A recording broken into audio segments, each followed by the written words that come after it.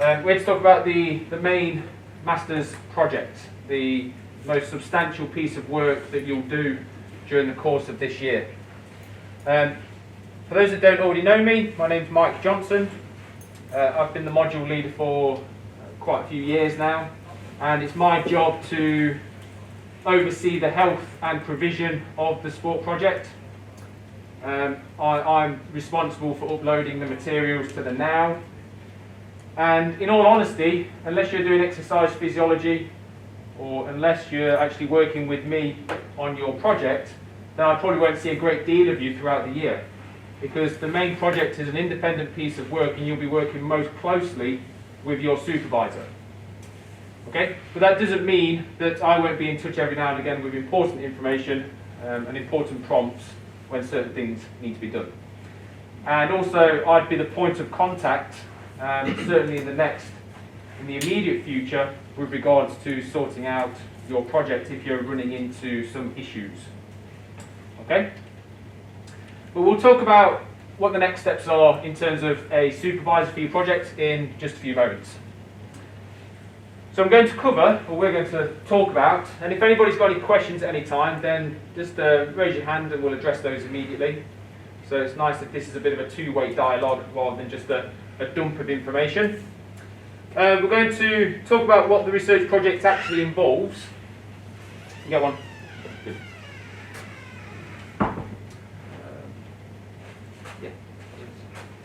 We're going to talk about what the research project actually involves. What are the elements of assessment that are included?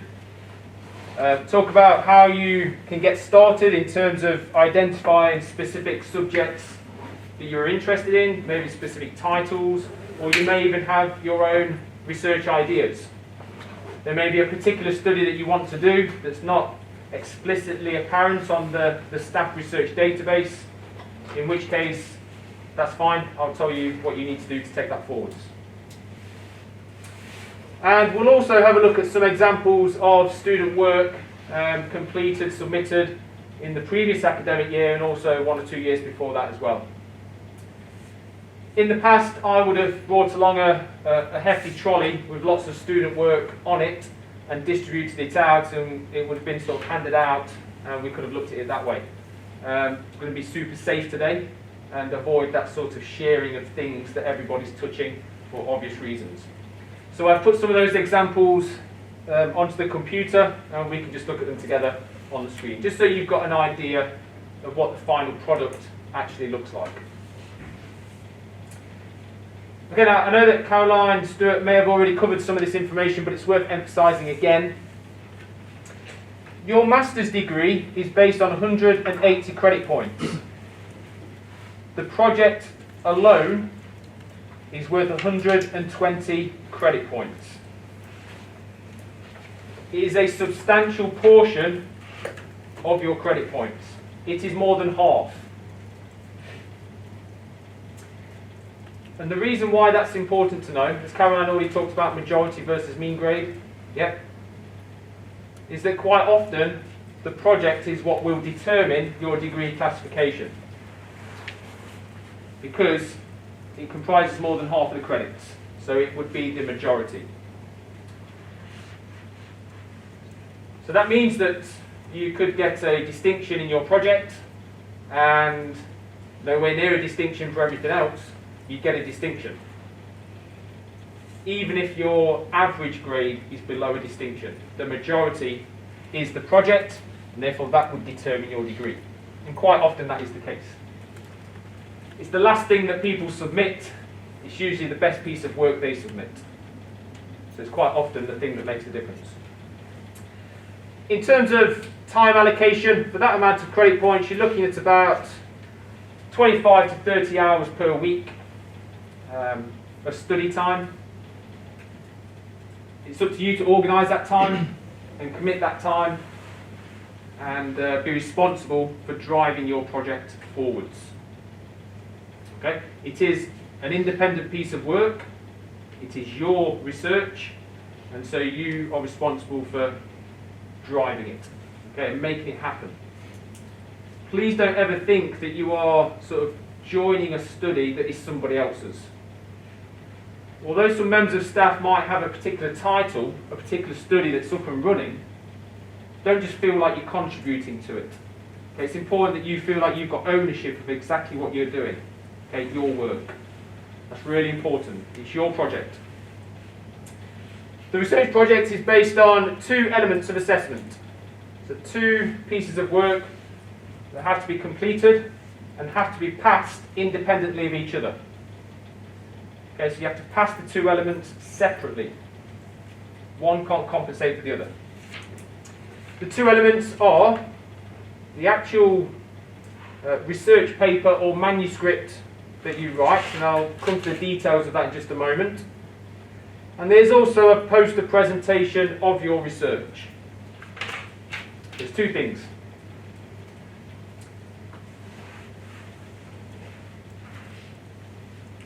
I'll tell you nice and early so that you know when things are coming up next year. The poster presentation is before you actually submit your research paper, your manuscript. So the poster is going to be presented on or around, I say it's around that date because it might be on a Tuesday, it might be on a Wednesday, it depends on what facilities and rooms are available at the time, but it's going to be around the 26th of July.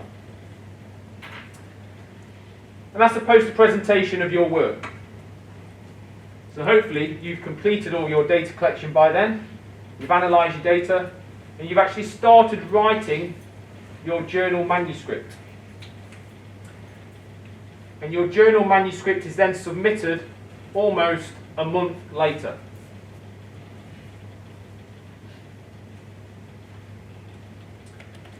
The reason why they're staggered in that way is because if you present your poster and you are graded and you get feedback from your supervisor and another member of staff, they might have some very insightful suggestions, some insightful questions that you haven't yet considered, which then means you can make the necessary changes to your manuscript over the next few weeks. So it's kind of a way to get some, in addition to presenting your work, it's a useful way to get some feedback to help you improve your manuscript, which you submit a few weeks later. Okay? The two things used to be submitted at the same time. You used to do the post presentation on the same day you submitted your manuscript. But I actually think it's more beneficial for you if you can get a bit of feedback on the work and then amend your manuscript based on that feedback. Okay, so those that have been on the now, have you accessed the course, the module learning room for the project? Yep, so it's active and you can see the content and so on. Okay, great. A lot of this information is in the module booklet. Okay, I'm just picking out some of the key things.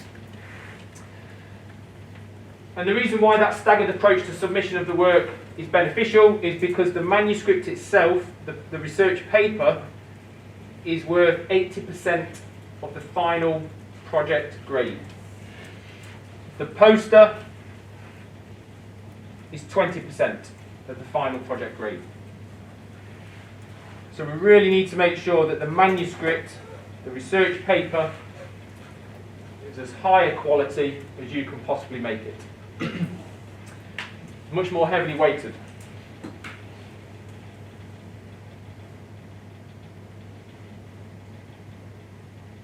Now your manuscript, notice I'm not calling it a formal report, I'm not calling it a laboratory report, that's not what it is. It is a journal manuscript, written, formatted, according to the instructions provided by a journal that you have targeted to submit the paper to. So for example, you might identify medicine and science in sports and exercise as the most appropriate target journal for your research paper. That journal will specify some instructions for authors, which you need to adhere to, and you write a journal paper that you would potentially submit to that journal. That is very different from a typical laboratory formal report that a lot of you may have completed at undergraduate level.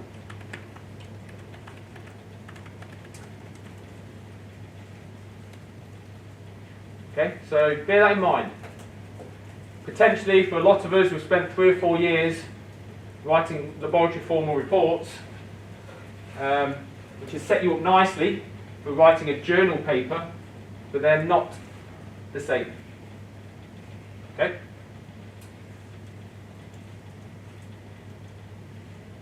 The instructions for authors for your target journal will depend on the journal. So they will be different for this psychology journal than this exercise science journal. So the way that each one of you is formatting your work further down the line won't be the same as somebody else unless you've got the exact same target journal. Okay, so everybody's really on their own path here, depending on their project, depending on the target journal that they've identified.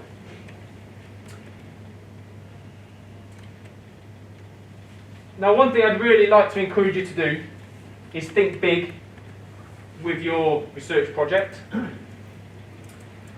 Get as much out of it as possible. And I suppose the ultimate prize, the ultimate goal could be that your work is published. Okay? It could be of publishable quality. It might be of sufficient quality to be presented at a scientific conference. Okay? So bear that in mind. If you like the sound of getting something published, then maybe that's something you should identify or highlight with the potential supervisor early on. It might be something you want to know before you sign up for a project that's up and running and ready to go. Is this publishable? It might be one of your criteria to do that particular project. Okay, but that won't necessarily apply to everybody. But just a few examples. So, for example, Ashley Graham, Luke Ingram, they worked with me about 5 or 6 years ago now on a master's project which we presented at the Boston American College of Sports Science conference. So it's great, they got their names on an abstract. So they contributed to some of the data collection.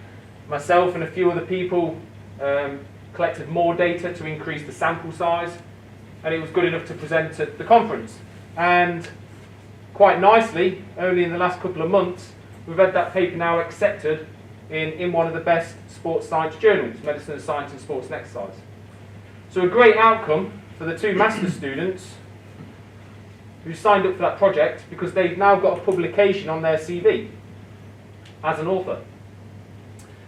A few other examples: Rob Needham presenting some work at a conference there. He stayed on to do a PhD, and because he was still here, we was able to fund him as part of his PhD, fund him to go to a conference.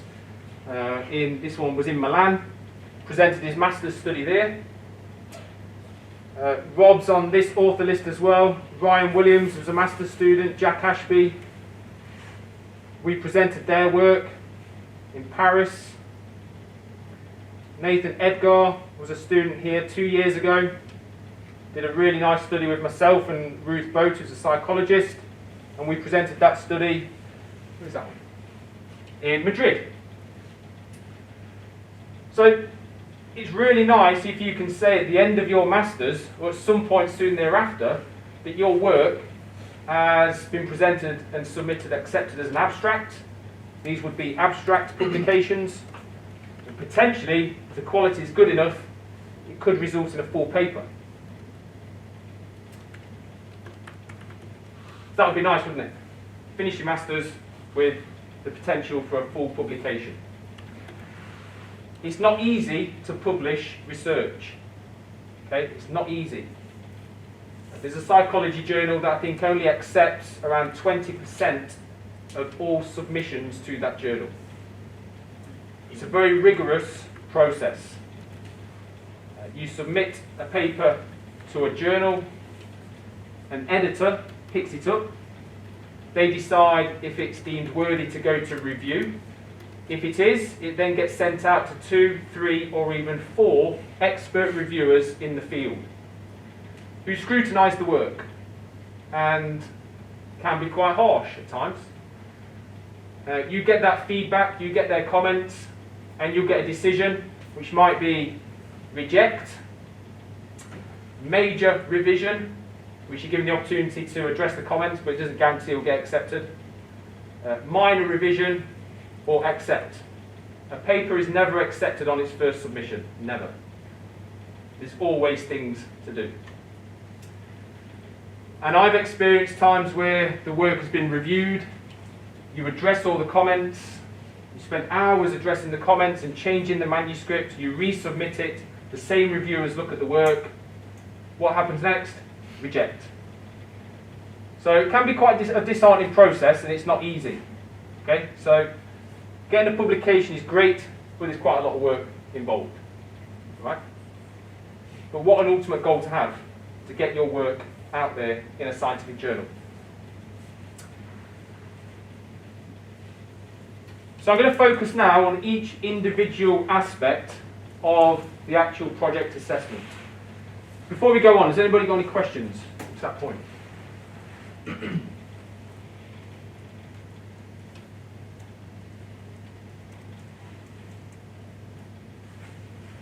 Okay. So the first part, the actual manuscript itself, or journal article. Like I said before, you identify a target journal that you feel is appropriate for your work. How do you make that decision? You go on the journal website and you look at the description of what type of work the journal accepts, or the journal publishes. In other words, does your work fit the scope of the journal?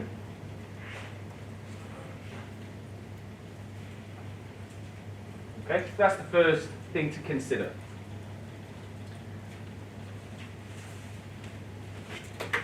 I'll show you an example of a student manuscript that was submitted the year just gone. So as you can see straight away, the first page looks quite different from a typical laboratory report that you might have submitted before. The instructions for authors typically always explains this is what you need to include on your first page. And quite often that is the title of the paper. The authors, where those authors are based, what's their institutions, who is the corresponding author that all correspondence is sent to, what are the co-author details.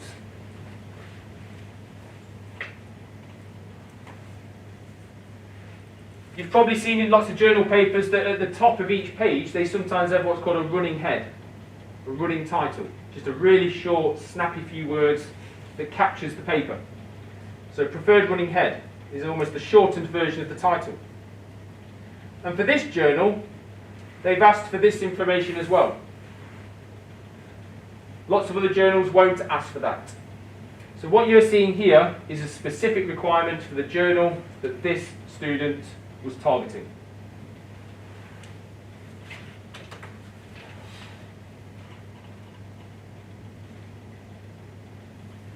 It's very likely that every journal will require you to submit an abstract, typically with specific sections such as purpose, the methods, results and conclusion, the keywords listed below. So already it's looking very different perhaps from what you've done before. And then we go into the main body of the paper. One thing you'll notice in this example is line numbers down the side. Again, very typical in a journal submission.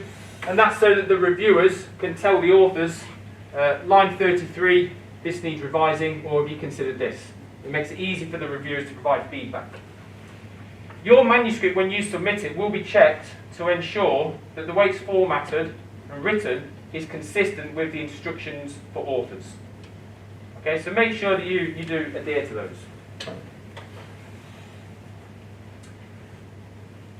So this is typically what your manuscript will look like at the end of the process. And another thing that stands out as being slightly different to what you might have done before is the author here has put insert figure 1 and 2 anywhere near here. So that's an instruction for the journal to put the figure, the graph, somewhere close to that point in the manuscript.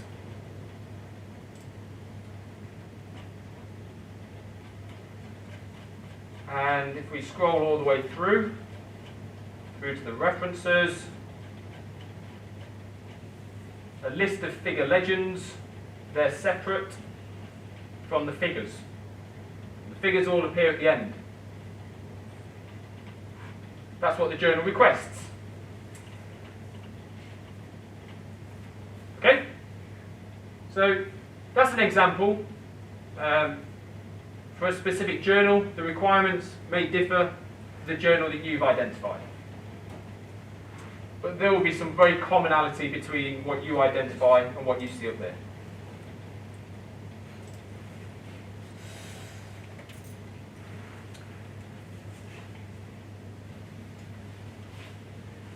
It takes a long time to write a paper, a long time. Don't be surprised if you end up sending your supervisor, or in your files you're on draft 15, draft 18. It takes many weeks, if not months, to write a paper.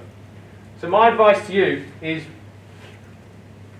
don't give yourself sort of 3 or 4 weeks at the end of the academic year to write your manuscript. Okay? Give yourself months to write your manuscript. Okay? Months. That's my suggestion. I finished a study once in terms of the data collection. Didn't get a great deal of time to write up the paper, but tried to dip into it every now and again. And I ended up publishing that paper 5 years later. So that's how long it took from the moment I'd finished the study in terms of the lab work to actually finishing the manuscript and submitting it. 5 years. Okay? You've got 10 months. Right, but this is your focus. Any questions?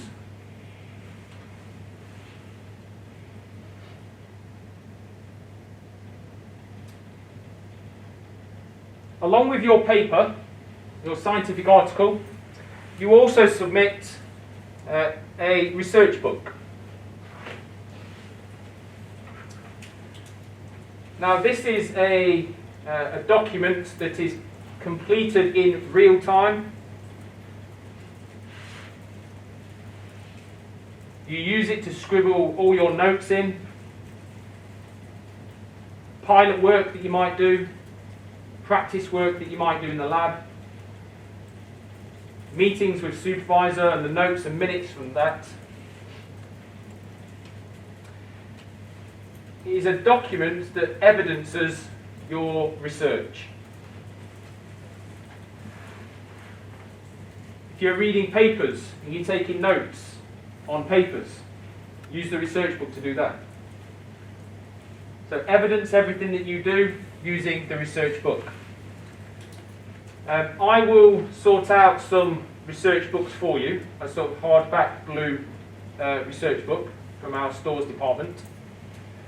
Again, I'd normally bring those to this session, but just to avoid lots of physical contact from lots of different people, I will either make sure that they're provided in a separate session, or I will ask your supervisor to provide you with that research book. Okay? You don't have to use the one that we give you. If you've got one of your own notepads and you'd rather use that, that's fine. Okay? There's no specific requirement as to what the research book looks like. But what it should look like is a fairly messy, perhaps messy, record of everything that's been done. These research books, if they look really neat and tidy, everything's underlined, no mistakes, no scribbling out, nothing like that, that starts to suggest it's been made very late on into the year. when the realisation strikes that, oh, my research book, I've got to submit that, I'll start putting it together. Okay? Use it in the way it's intended to be used, which is a real-time recording of your research management and your research process. And actually, that is really good practice. For every research project that I take part in, that I've sort of designed and then executed, I've had a separate research book that starts with the just sort of general design, the ideas, and it progresses all the way through until the completion. Okay, so it's a good integral part of the research process. So you will submit that as well. And that is evidence, or part of the evidence, of research management. The other thing that comes under research management is your ability to drive the project, execute the project, recruit participants, retain participants, take responsibility for example, laboratory bookings and booking out equipment. All of those features that are required to execute a project successfully. Okay, you'll also be graded on that as well. All right. Any thoughts, comments, questions on the research book? Yeah, just on the two images on the right. Yeah. I know you say about it's almost false if it's maybe looks a little bit better formatted. In my own brain, I would like everything to be tight, bullet pointed. Would I get arguably downgraded because it looks like that compared to a well-formatted document? No, not necessarily. Okay. No. I think that your supervisor will know if the research book is being used continuously as it's supposed to be used. Okay. And if you're the type of person that likes it to be really neat, it will still be obvious that you've been doing that in real time because you've probably dated things as well. It will be live, so you'll have dates, times, people present in the meeting. Whatever it is, it will all be there. Okay. But it's to your benefit to use the book all the time. If you leave it till very late on, it's just going to annoy you that you've got to do it. Because you're kind of then thinking back on what you did and how you did it and what were the results and so on. So it's a useful resource to use straight away, and it will be useful throughout the process. So we've got the manuscript, we've got the research book, and then we've also got the skills portfolio.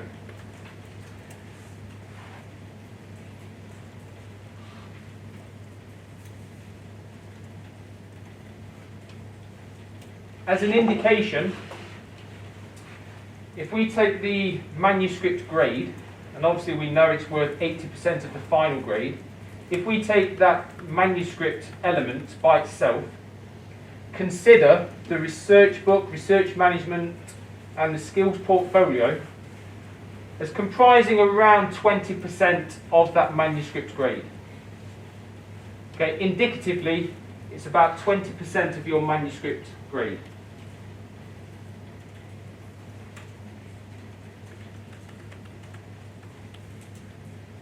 Okay, so that's an indicative weighting. We do provide an overall grade that's an holistic grade, so what we don't say is, right, we need a separate grade for the research book, another one for portfolio, and then we calculate that as a 20% separate element. We don't do it like that. We look at the work as a whole. Okay, but just as an indication, the research book and skills portfolio will determine around 20% of your final manuscript grade. So the skills portfolio. There is already a template.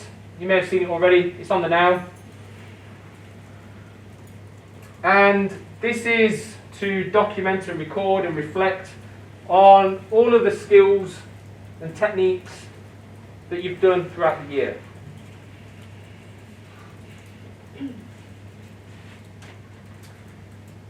So this might include skills and techniques that you've learned and developed as part of your main project,